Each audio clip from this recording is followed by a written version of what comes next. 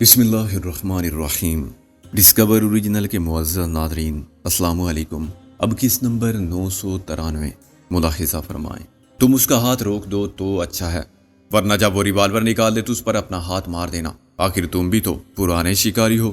دلاور مسکرایا، یہ سب تم مجھ پر چھوڑ دو، پیڈرو تمہارا کچھ بھی نہیں بگاڑ سکے گا۔ میں اور محسن پیچھے کھڑی ہوئی فیٹ کار میں جا کے بیٹھ گئے۔ مجھے اندازہ تھا کہ اوپر کون سے شیشے کے پیچھے دلاور موجود ہے، مگر سیاہ شیشوں کے پیچھے سے وہ ہمیں دیکھ سکتا تھا، ہم اسے دیکھ نہیں سکتے تھے۔ 10 منٹ بعد استاد پیڈرو اپنی سفید نئے ماڈل کی لمبی ڈاج ڈاٹ میں نمودار ہوا۔ گاڑی کو اس نے بڑی نخوت سے گیٹ کے سامنے روکا۔ اس طرح کے قطار میں ترچھی کھڑی ہوئی بہت سی کاروں کا راستہ ڈبل پارکنگ سے بند ہو گیا۔ اگر ان کے مالک اپنی گاڑی نکالنا چاہتے تو نہیں نکال سکتے تھے۔ میں نے کہا، پیڈرو بڑا بزنس مین ہو گیا ہے، اس کی گاڑی بہت قیمتی ہے، اس نے سوٹ بھی پہنا ہے اس گرمی میں، 35,000 سے قیمت ہے اس گاڑی کی، وہ سوٹ کیوں نہ پہنے؟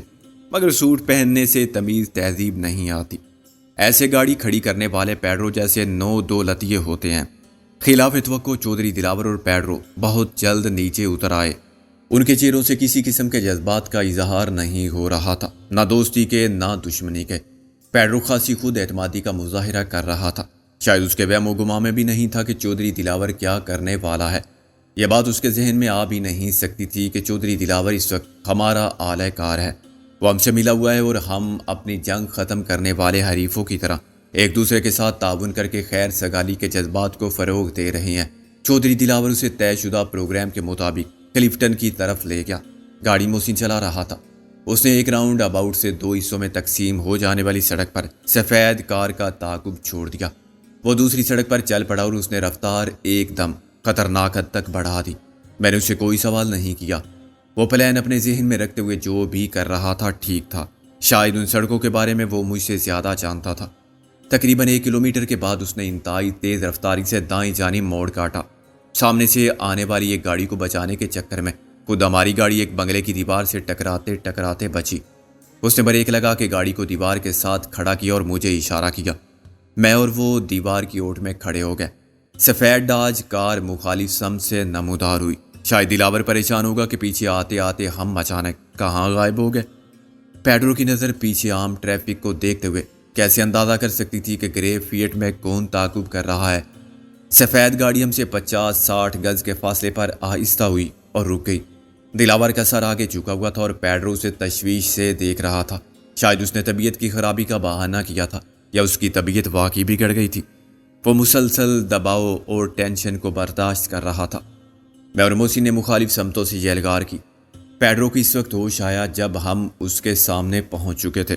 اس نے شاک سے سنبھلنے میں بڑی پھرتی دکھائی اور اس کا ہاتھ ریوالور نکالنے میں بھی کامیاب رہا، مگر پھر دلاور نے اس کے ہاتھ پر اپنا ہاتھ مارا۔ پیڈرو کا ہاتھ کھڑکی پر لگا۔ میں اور محسن پیچھے والا دروازہ کھول کے اندر فٹ ہو گئے۔ یہ سب مشکل سے آدھے منٹ میں ہوا اور یہ پہلا کمانڈو ایکشن اس اعتبار سے تاریخی رہا کہ اس میں ہمارا ساتھ دلاور نے دیا۔ بدلتا ہے رنگ آسماں کیسے کیسے، آج کے دوست کل کے دشمن اور کل کے دشمن آج کے ساتھی۔ پیڈرو کو بلا کر اسی نے مروایا جس کی خاطر پیڈرو نے نہ جانے کتنے غیر قانونی کام کیے تھے، اپنی جان ہتھیلی پر رکھ کے کبھی خطرناک جرائم پیشہ افراد سے اور کبھی قانون سے ٹکر لی تھی۔ دلاور کے ہر حکم پر سر جھکاتے ہوئے کسی دشمن کا سر اس کے قدموں میں لا ڈالا تھا، مگر جیسا کہ محسن نے کہا تھا، یہ نیک نیتی اور خلوص کا تعلق نہیں تھا۔ پیڈرو کی کلائی کھڑکی پر لگی تھی اور ضرب اتنی شدید تھی کہ وہ بل بلا کے رہ گیا تھا۔ اس کے ہاتھ سے چھوٹنے والا ریوالور اس کے قدموں میں کہیں پڑا ہوا تھا، مگر اب وہ جھک کے اسے اٹھا بھی نہیں سکتا تھا۔ وہ انگارے اور زہر برساتی نظروں سے دلاور کو دیکھ رہا تھا۔ ہے نا تو کسی طوائف کی اولاد؟ پیڈرو نے پھنکار کے دلاور کو ایک گالی دی۔ تو اسے یہ امید نہ تھی؟ مجھے تو یہ میری غلطی نہ تھی۔ دلاور نے اسے کوئی جواب نہیں دیا۔ میں نے پیچھے سے کہا، یہ تمہاری پہلی غلطی نہیں تھی پیڈرو، تمہاری پہلی غلطی تھی تمہارا پیدا ہونا۔ محسن بولا، اب گاڑی آگے بڑھاؤ اور سیدھے چلو۔ پیڈرو بیک ویو مرر میں ہمیں دیکھتا رہا۔ تم لوگ کیا چاہتے ہو؟ میں نے کہا، یہ محسن بتا چکا ہے۔ اس نے مردہ ہاتھوں سے گاڑی کو گیئر میں ڈالا اور گاڑی سست رفتاری سے چلنے لگی۔ تم کو سودا کرنا تھا تو مجھ سے کر لیتے، سودا برابر والوں سے ہوتا ہے، تم آج بھی کیا ہو؟ دلاور نے حقارت سے کہا، کل تک تم ایک معمولی شہدے تھے، مگر خود کو بدماش سمجھتے تھے، میری غلامی میں آ کے تم دادا ہو گئے تھے۔ گلی کے کتے کو محافظ بنا لیا جائے تو آزاد ہو کے وہ شیر نہیں بن جاتا؟ میں نے کہا سودا تم نے ہم سے بھی کیا تھا، آج ہم اسی کو فائنل کرنے آئے ہیں۔ زندگی کا بھروسہ نہیں، حساب صاف رہنا چاہیے۔ موسی نے کہا عبداللہ شاہ غازی رحمہ اللہ کے مزار سے آگے سیدھے ہاتھ پر سڑک نیچے جا رہی ہے۔ پیڈرو سخت نروس ہو گیا تھا، اس کی چھٹی اس خطرے کو محسوس کر رہی تھی۔ تم سب میرے خلاف اکٹھے ہو گئے ہو، تم مارنا چاہتے ہو مجھے؟ اس نے ایک دم بریک دبا کے ایکسیلریٹر چھوڑ دیا، گاڑی ایک جھٹکا لے کر بند ہو گئی۔ میں اس کی کسی بھی غلط حرکت سے نمٹنے کے لیے پوری طرح تیار تھا۔ یہ دوپہر کے بعد کا وقت تھا جب اس علاقے میں رونق کم سے کم ہوتی ہے، پھر بھی مزار کے سامنے پھول بیچنے والے فقیر اور حاجت مندوں کے علاوہ کچھ عقیدت گزار موجود تھے۔ پیڈرو چلانے لگتا تو وہ سب جمع ہو جاتے۔ میں نے ناپ تول کے پیچھے سے اس کی گردن اور شانے کے درمیان کھڑی ہتھیلی کا وار کیا۔ اس کا ہاتھ دروازے کے ہینڈل کی طرف بڑھا تھا اور مجھ سے سیکنڈ کے 10ویں حصے کی تاخیر ہو جاتی تو وہ باہر جا گرتا اور گرتے ہی اٹھ کے بھاگ کھڑا ہوتا۔ اچانک وہ سامنے جھک گیا، اس کا سر اسٹیئرنگ پر ٹھہر گیا اور اسے ہارن کا ایک پش بٹن دب گیا۔ ہارن مسلسل بجنے لگا۔ میں تیزی سے نیچے اترا اور میں نے دروازہ کھول کر اس کا سر پیچھے کیا۔ ہارن کی آواز خاموش ہو گئی۔ بہت قریب کھڑے ہوئے ایک ملنگ نے استغراق کی یا چرس کے نشے کی کیفیت سے آنکھیں کھول کر دیکھا اور بولا خیر ہے بابا، مرگی پڑ گئی ہے کیا؟ جوتی سنگاؤ اس فقیر کو۔ میں نے اس کے مفت مشورے کو نظر انداز کر دیا۔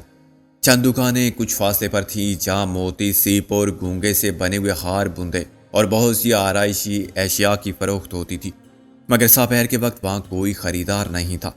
اونگتے دکانداروں کو بھی ہارن کی آواز نے متوجہ کر دیا تھا۔ میں نے ایک دکاندار سے پانی مانگا۔ ڈرائیور کی طبیعت اچانک خراب ہو گئی ہے، اس نے مجھے پانی کا گلاس اور دوسرا مفت مشورہ دیا۔ اس کو آگے مزار کی سیڑھی پر سے تھوڑی سی مٹی چٹا دو، ٹھیک ہو جائے گا۔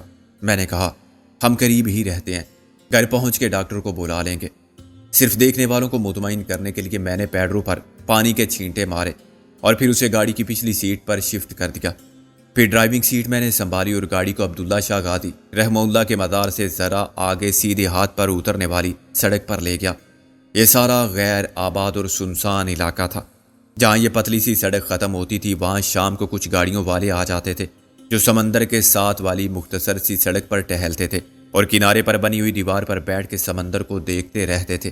اس زمانے میں یہاں نہ لائٹس تھی اور نہ آبادی تھی، چنانچہ چاندنی رات میں بھی لوگ زیادہ دیر نہیں رکتے تھے۔ میں گاڑی کو بائیں طرف موڑ کے کافی آگے لے گیا۔ ایک نوجوان جوڑا جو غالباً عشق کے ابتدائی مراحل طے کر رہا تھا، موٹر سائیکل کو ساحل کی گیلی ریت پر دوڑا رہا تھا۔ کبھی کبھی پانی کی لہر آگے آ جاتی تھی تو موٹر سائیکل کے پہیے چند انچ گہرے پانی میں چھینٹے اڑاتے تھے، مگر لڑکی ایسے چیخ مارتی تھی جیسے وہ گہرے سمندر میں ڈوب رہی ہے۔ مجھے ایک اور کار بھی نظر آئی جو ساحل کی ریت پر اکیلی کھڑی لگتی تھی۔ اگر اندر کوئی تھا تو اسے بند شیشوں کے پیچھے دیکھا نہیں جا سکتا تھا۔ میں نے کار کو ان سے 1 کلومیٹر آگے پانی کے اتنا نزدیک روکا کہ بعض اوقات لہریں سامنے والے بمپر سے اوپر ہیڈ لائٹ سے ٹکراتی تھی تو پھوار سی ونڈ سکرین پر بھی آتی تھی۔ پیڈرو کو تقریباً آدھے گھنٹے بعد ہوش آ گیا۔ اس نے آنکھیں کھول کر محسن کو دیکھا اور پھر ایک دم اٹھ بیٹھا۔ اس کی نگاہ مجھ پر اور پھر دلاور پر گئی تو شاید اسے سب یاد آ گیا۔ اب وہ ڈرائیونگ سیٹ پر نہیں تھا اور گاڑی کسی سڑک پر نہیں سمندر میں کھڑی تھی۔ اس نے پھر وہی سوال کیا، تم کیوں لائے ہو مجھے یہاں؟ کیا چاہتے ہو آخر تم لوگ؟ میں نے کہا استاد محترم پیڈرو صاحب، ہمارے پاس وقت کم ہے، سوالات ہم کریں گے، تم صحیح جواب دے کر اپنا وقت بھی بچا سکتے ہو اور عذاب بھی۔ سچ ہم پہلے سے جانتے ہیں، اس لیے جھوٹ مت بولنا۔ موسی نے کہا یہاں ہم سچ تمہاری زبان سے سننا چاہتے ہیں، ورنہ ہم کلفٹن پر تفریح کے لیے اس وقت نہ آتے اور تمہارے ساتھ تو کبھی نہ آتے۔ اس نے خشک لبوں پر زبان پھیری۔ کیا بات پوچھنا چاہتے ہو تم؟ میں نے باہر نکل کر کہا تم بھی باہر آ جاؤ، گاڑی میں پیچھے مڑ کے تم سے بات کرنا مشکل کام ہے۔ نہیں، میں باہر نہیں آؤں گا، وہ چلانے لگا۔ موسی نے اسے باہر دھکیل دیا۔ میں نے اسے کھینچ کر ریت پر گرا دیا۔ وہ اٹھ کر بھاگنے کی ہمت نہیں کر سکتا تھا۔ پانی کی ایک لہر اس کے اوپر سے گزری تو وہ کھڑا ہو گیا۔ اس کا سارا جسم خوف سے لرز رہا تھا۔ میں نے اسے پیچھے دھکا دے کر گاڑی کے بونٹ سے لگا دیا۔ یہ ہو سکتا ہے کہ سچ بول کے تم اپنی جان بچانے میں کامیاب ہو جاؤ، آخر دلاور سے بھی تو ہماری صلح ہو گئی ہے۔ میں نے کہا تم دیکھ رہے ہو کہ تمہارا باس بھی ہمارے ساتھ ہے۔ پیڈرو کے اوسان کچھ بحال ہوئے۔ میں تو بہت پہلے تم کو صلح کی پیشکش کر چکا تھا، پرانی باتوں کو بھول جانا چاہیے۔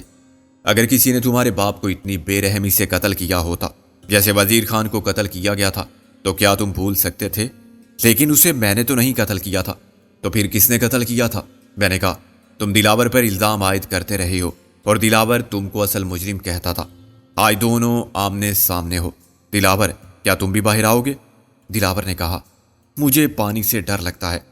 یہ کیسی موسیقی خیز بات ہے دلاور، اب تمہیں موت کے سوا کسی سے بھی ڈرنا نہیں چاہیے، یہاں تم ڈوب نہیں سکتے۔ دلاور ٹخنوں تک آنے والے پانی میں اترا، اسے پانی کی لہریں دیکھ کر چکر آ رہے تھے۔ وہ بونٹ پر بیٹھ گیا۔ چودھری دلاور، بلاخر وہ دن آ گیا جب تم دونوں ایک ساتھ MRS کی عدالت میں حاضر ہو۔ میں نے کہا MRS کی عدالت؟ دلاور نے دہرایا۔ پیڈرو کا رنگ لاج کی طرح سفید ہو گیا۔ مجرموں کے کٹہرے میں استاد پیڈرو ہے، اس پر وزیر خان کے قتل کا الزام ہے، میر شرافت علی کے اور بہت سے دوسرے لوگوں کے قتل کا الزام ہے۔ تم خود کو گواہوں کے کٹہرے میں سمجھو۔ پہلے یہ بتاؤ کہ میرے والد کو قتل کرانے والا کون تھا اور قتل کس نے کیا تھا؟ قتل کرانے والا میں تھا، چودھری دلاور نے سکون سے کہا۔ میں نے کہا تھا نا میرا کوئی قصور نہیں، پیڈرو بولا۔ ابھی تم خاموش رہو۔ میں نے کہا دلاور تم نے کس سے کہا تھا کہ اسے قتل کر دو؟ ڈی سوزا اور پیڈرو سے۔ دلاور نے کہا تم نے اس کا معاوضہ بھی ادا کیا ہوگا؟ ہاں، یہ میرے غلام تھے، دونوں کو میں نے 10-10 ہزار دیے تھے، مگر بعد میں انعام سمجھ لو اسے۔ قتل کرنے والا کون تھا؟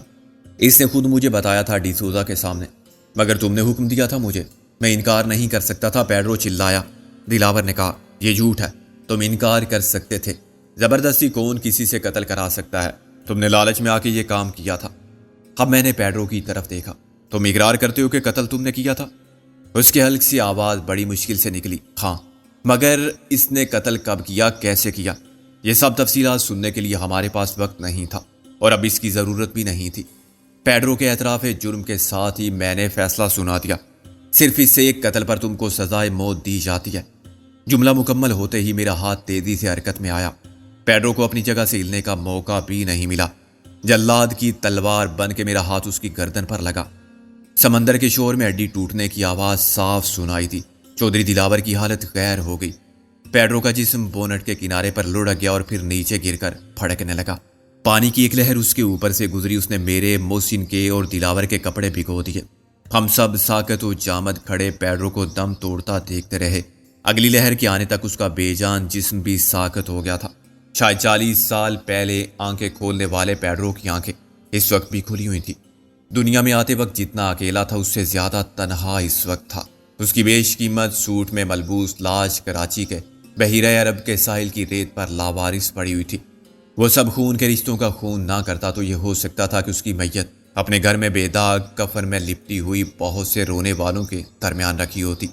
بیوی، بچے، بھائی بہن، دوست اور پڑوس والے روتے۔ بلاخر اچھے اور برے آدمی کے انجام میں اتنا ہی فرق رہ جاتا ہے۔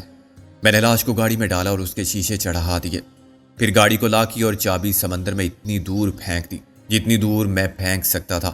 دلاور نے کہا یہ تم نے کیا کیا؟ ہم واپس کیسے جائیں گے؟ میں نے کہا اگر تم میں اتنا چلنے کی ہمت نہیں ہے تو تم یہاں ٹھہرو، میں جا کے اپنی گاڑی لے آتا ہوں۔ دلاور نے انکار میں سر ہلایا۔ نہیں، میں ساتھ چلوں گا۔ ہم ٹخنوں سے اوپر پانی میں گاڑی چھوڑ کے واپس ہوئے۔ ہماری پتلونیں اوپر تک بھیگ چکی تھی اور گیلی ریت جوتوں کے اندر پہنچ چکی تھی۔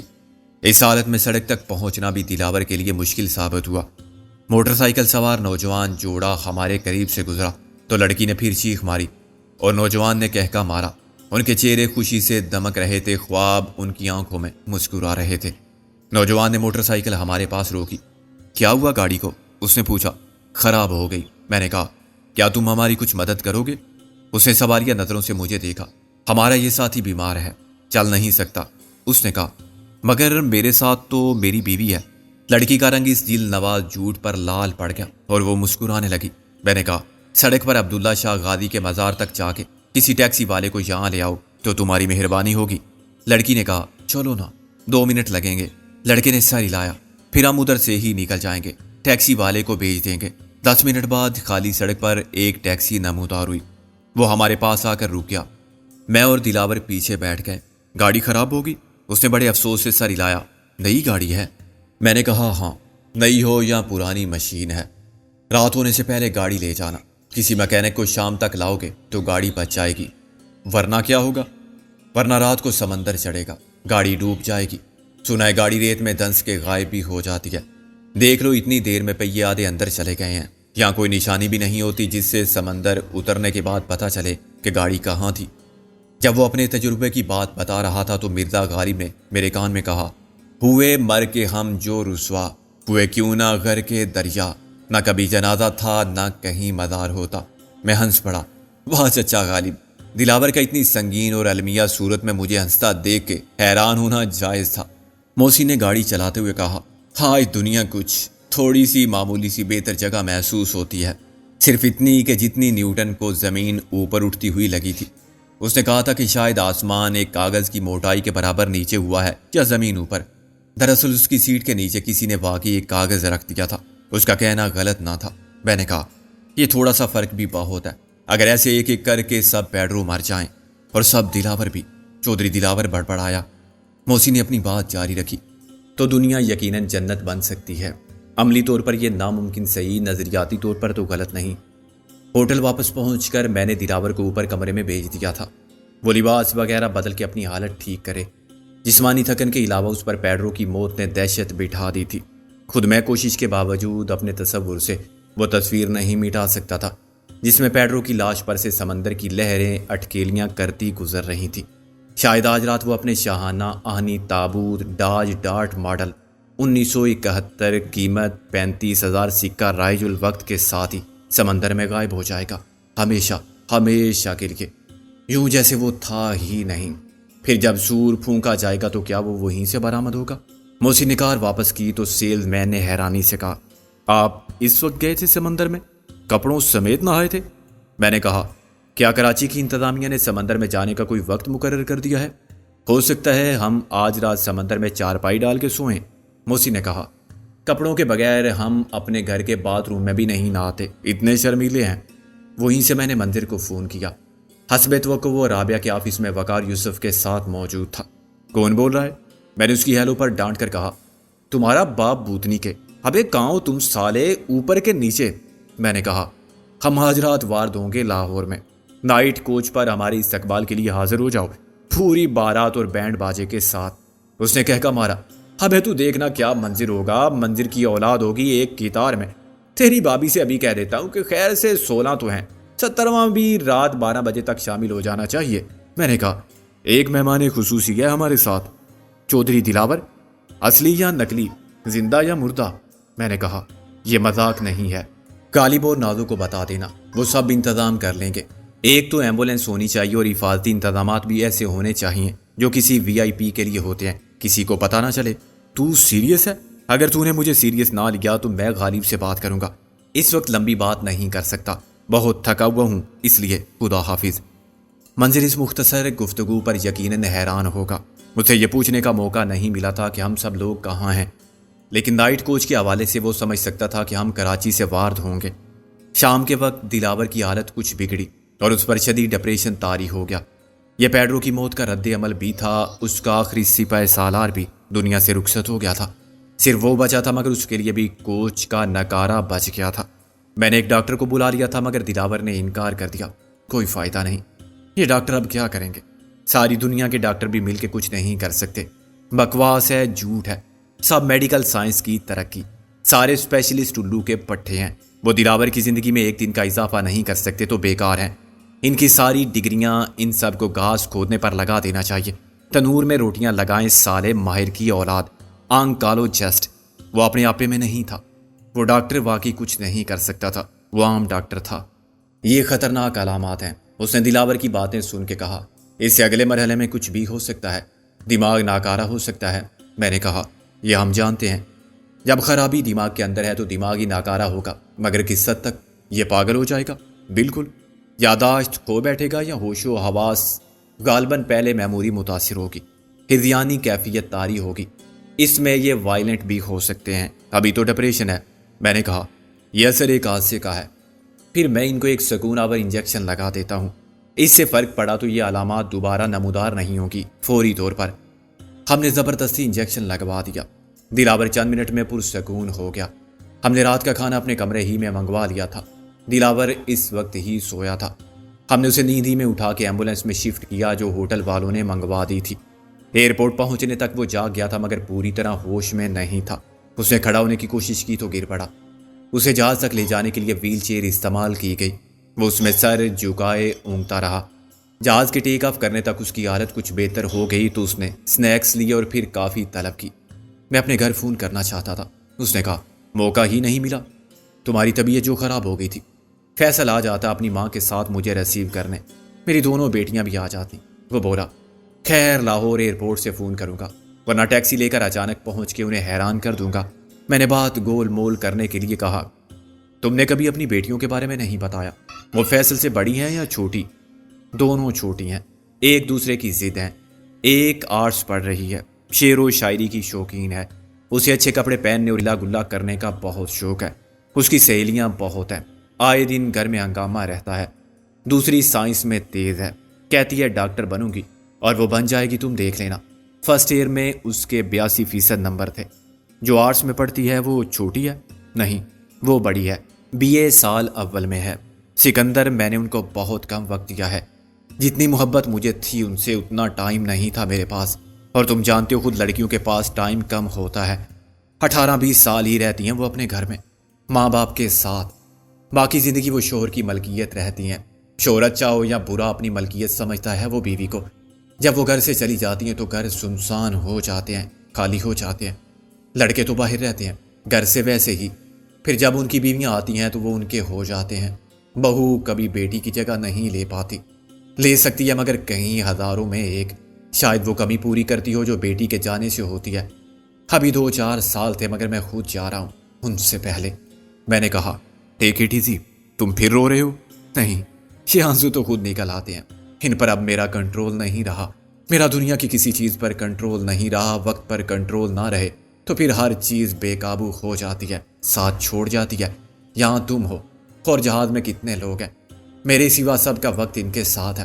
رات 1:30 بجے کے بعد لاہور ایئرپورٹ پر دلاور نے ویل چیئر استعمال کرنے سے انکار کر دیا۔